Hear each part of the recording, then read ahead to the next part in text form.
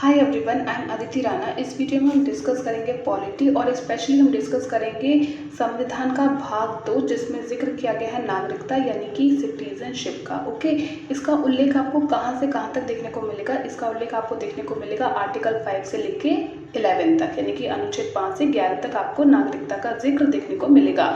भारतीय संविधान के भाग 2 में अनुच्छेद 5 से 11 में नागरिकता से संबंधित प्रावधानों का उल्लेख है, यानी कि रिटन में है कि नागरिकता से रिलेटेड क्या क्या रूल्स हैं।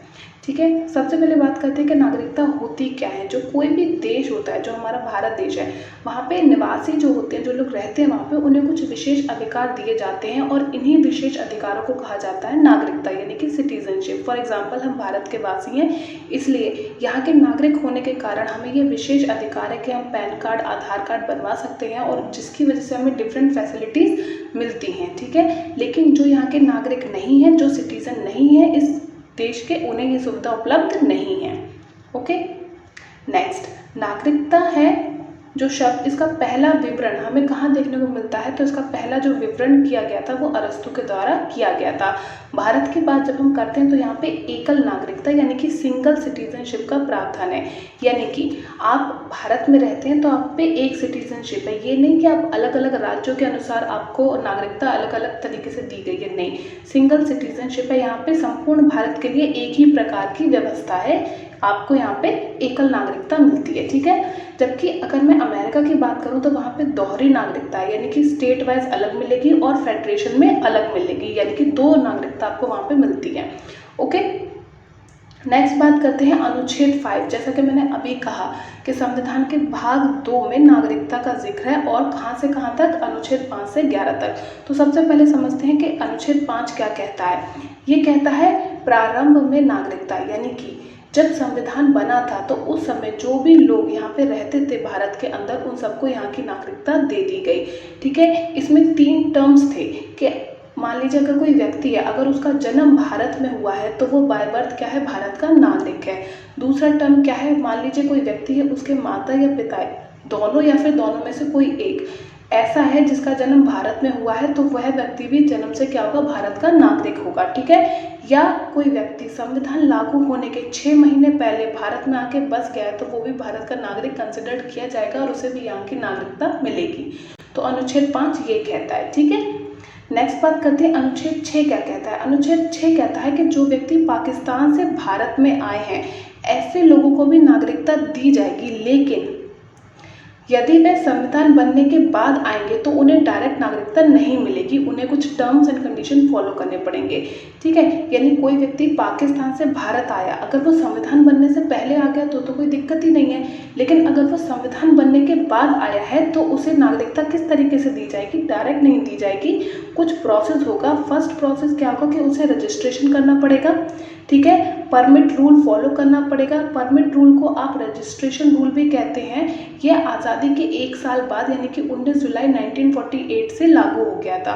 तो परमिट रूल क्या है कि आपको डॉक्यूमेंट देना पड़ेगा कि हम पाकिस्तान छोड़कर हमेशा के लिए भारत आ रहे हैं रहने के लिए। ठीक है, इस तरीके से आपको देना पड़ेगा, फिर आपका रजिस्ट्रेशन होगा और आपको 6 महीने तक इंतजार करना पड़ेगा, तब आपको भारत की सिटीजनशिप मिलेगी। ठीक है, अनुच्छेद 6 ये कहता है। नेक्स्ट बात करते हैं कि अनुच्छेद 7 क्या कहता है।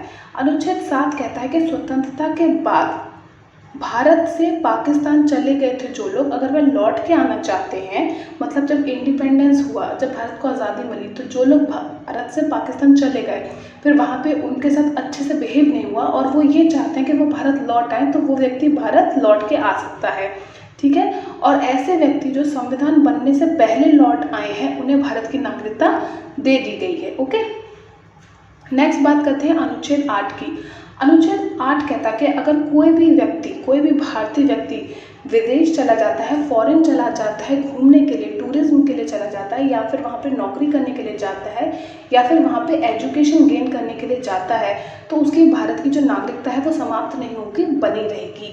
और उसी दौरान मान लीजिए हस्बैंड वाइफ गए थे एजुकेशन लेने या नौकरी करने या फिर घूमने गए थे फॉरेन, और वहाँ पे उन्हें एक संतान होती है, तो उस संतान को भी बाय बर्थ भारत की नागरिकता दी जाएगी। ठीक है, लेकिन अनुच्छेद 9 क्या कहता है कि अगर कोई विदेश जाता है भारतीय व्यक्ति और वहाँ पे सेटल हो जाता है, वहाँ पे शादी कर लेता है किसी फॉरेनर से और वहाँ पे जाके फॉरेन कंट्री की नागरिकता ले लेता है, किसी विदेशी राज्य की नागरिकता ले लेता है, तब उसकी भारत की जो नागरिकता है वो समाप्त कर दी जाएगी, क्योंकि भारत में एकल नागरिकता का प्रावधान है, सिंगल सिटीजनशिप का प्रावधान है। ठीक है, एकल नागरिकता का मतलब क्या है कि व्यक्ति के पास केवल एक नागरिकता होती है, वह एक ही समय में 2 देशों की नागरिकता नहीं ले सकता। तो अगर वो विदेशी नागरिकता ले लेता है तो खुद ब खुद उसकी भारत की नागरिकता खत्म हो जाती है जब वो विदेश में सेटल हो जाता है। नेक्स्ट बात करते हैं, अनुच्छेद 10 क्या कहता है। भारतीय की नागरिकता बनी रहेगी जब तक कि वह कोई भी देश विरोधी कार्य नहीं करता। यानी कि अनुच्छेद 10 क्या करता है, भारतीयों की जो नागरिकता है उसे प्रोटेक्ट करता है, उसकी सुरक्षा करता है। ये कहता है कि जब तक हम कोई बहुत बड़ा क्राइम नहीं कर देगा कोई व्यक्ति, उसकी नागरिकता आप छीन नहीं सकते जब तक वो कोई ऐसा बड़ा जघन्य अपराध ना कर दे जो कि देश विरोधी हो, यानी कि देश के सीक्रेट लीक करना दूसरे देश में, इस तरीके का कोई बहुत बड़ा क्राइम नहीं करता, तब तक आप उसकी सिटीजनशिप छीन नहीं सकते। ओके, नेक्स्ट बात करते हैं आर्टिकल 11 की। ये कहता है कि नागरिकता संबंधी जो भी कानून बनाने का अधिकार है वो किसे मिला है, संसद को मिला है। और संसद में भी किसकी जिम्मेदारी है ये करना, तो ये गृह मंत्रालय की जिम्मेदारी है कि नागरिकता के संबंधी कानूनों को बनाना। ओके, इस वीडियो में इतना ही। अंत तक देखने के लिए शुक्रिया।